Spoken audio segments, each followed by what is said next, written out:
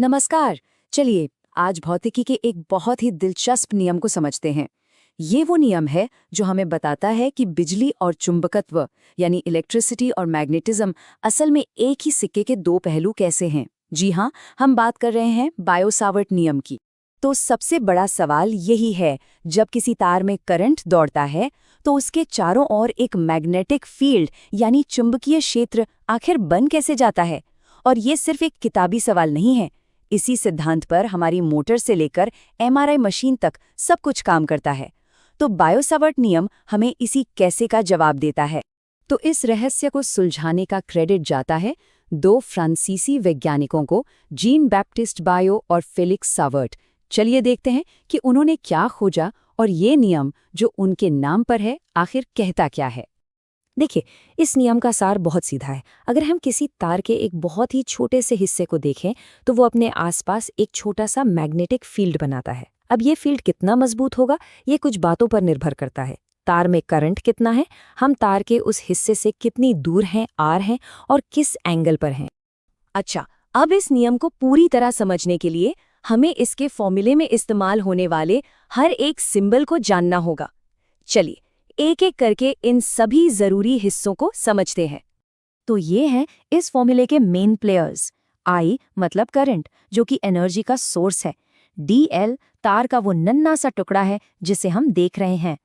R उस टुकड़े से हमारी दूरी है और DB वो छोटा सा मैग्नेटिक फील्ड है जो बन रहा है। हर एक हिस्सा अपना अपना रोल निभाता है। अब यहाँ से असली मजा शुरू होता है। ये सारे हिस्से आपस में जुड़े कैसे हैं, मतलब मैग्नेटिक फील्ड कब मजबूत होता है और कब कमजोर। चलिए इन कनेक्शंस की गहराई में उतरते हैं। पहला रिश्ता तो बिल्कुल सीधा है, जितना ज्यादा करंट उतना ही मजबूत मैग्नेटिक फील्ड। इसे ऐसे सोचिए जैसे पानी का पाइप हो, जितना तेज पानी बहेगा उतनी ही ज्यादा ताकत होगी। यहाँ भी वही बात है।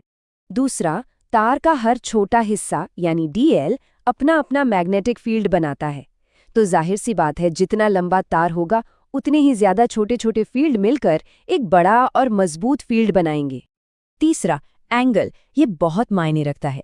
मैग्नेटिक फील्ड का असर ठीक 90 डिग्री पर यानी तार के एकदम परपेंडिकुलर सबसे ज्यादा होता है। और अगर कोई तार की सीध में आगे या पीछे जाएगा तो वहां इसका असर लगभग 0 हो जाएगा। और आखिर में दूरी का प्रभाव, और ये बड़ा जबरदस्त है। अगर कोई तार से 2 गुनी दूरी पर जाता है तो मैग्नेटिक फील्ड की ताकत 4 गुना कम हो जाती है।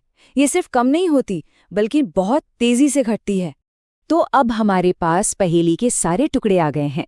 चलिए इन सभी कनेक्शंस को एक साथ जोड़कर बायो-सावर्ट नियम का पूरा फॉर्मूला तैयार करते हैं। ये बहुत सीधा है। सबसे पहले हम उन सभी संबंधों को मिलाते हैं जिन्हें हमने अभी देखा। फिर इस रिश्ते को एक पक्के इक्वेशन में बदलने के लिए हम एक कांस्टेंट यानी एक फिक्स्ड वैल्यू जोड़ते हैं और बस हमें हमारा फाइनल इक्वेशन मिल जाता है। और ये रहा बायो-सावर्ट नियम का फाइनल फॉर्मूला। यही वो इक्वेशन है जो हमें किसी भी तार के एक छोटे से हिस्से की वजह से बनने वाले मैग्नेटिक फील्ड की एकदम सटीक ताकत बताता है। इस फॉर्मूले में ये जो μ0 दिख रहा है, ये एक खास कांस्टेंट है। इसे कहते हैं परमिएबिलिटी ऑफ फ्री स्पेस। आसान शब्दों में ये बस ये बताता है कि वैक्यूम या हवा मैग्नेटिक फील्ड को अपने अंदर से गुजरने में कितनी आसानी या मुश्किल पैदा करती है। ठीक है, हमने ये तो जान लिया कि मैग्नेटिक फील्ड कितना मजबूत है, पर उसकी दिशा क्या होगी? क्योंकि ये एक वेक्टर क्वांटिटी है तो इसकी दिशा भी उतनी ही जरूरी है जितनी इसकी ताकत। इसके लिए एक बहुत ही आसान और मजेदार तरीका है, राइट हैंड थंब रूल। जरा कल्पना कीजिए कि तार को अपने दाहिने हाथ में पकड़ा है और अंगूठा करंट की दिशा में है। तो जो मुड़ी हुई उंगलियां हैं वो मैग्नेटिक फील्ड की दिशा बताएंगी, जो तार के चारों ओर गोल गोल घूम रही होगी। पता है, बायो-सावर्ट नियम की खूबसूरती ये है कि हम इसे आसान सिचुएशंस के लिए और भी सिंपल बना सकते हैं। जैसे कि एक लंबे सीधे तार के लिए फॉर्मूला छोटा होकर ये बन जाता है। ये आया तो उसी मेन नियम से है, पर एग्जाम्स और प्रैक्टिकल प्रॉब्लम्स में बहुत काम आता है। अब जब हमने ये नियम अच्छे से समझ लिया है तो चलिए कुछ ऐसी जरूरी बातें देख लेते हैं जो एग्जाम में अच्छे नंबर लाने में बहुत मदद करेंगी। एक बेहतरीन जवाब के लिए हमेशा डेफिनेशन से शुरू करें, फिर नियम के जो 4 मेन संबंध हैं उन्हें बताएं, इसके बाद स्टेप बाय स्टेप पूरा डेरिवेशन दिखाएं, फाइनल फॉर्मूले को एक बॉक्स में डालकर हाईलाइट करें और हाँ, एक साफ सुथरा डायग्राम बनाना बिल्कुल ना भूलें। तो अंत में ये समझिए कि बायो-सावर्ट नियम सिर्फ एक तार के छोटे से हिस्से की कहानी नहीं है, ये एक, कह सकते हैं, एक बिल्डिंग ब्लॉक है। इसी का इस्तेमाल करके साइंटिस्ट और इंजीनियर मुश्किल से मुश्किल सर्किट, कॉइल और मोटरों के मैग्नेटिक फील्ड्स को कैलकुलेट करते हैं। ये एक बेहतरीन उदाहरण है कि कैसे एक छोटे आइडिया से बड़ी-बड़ी समस्याओं को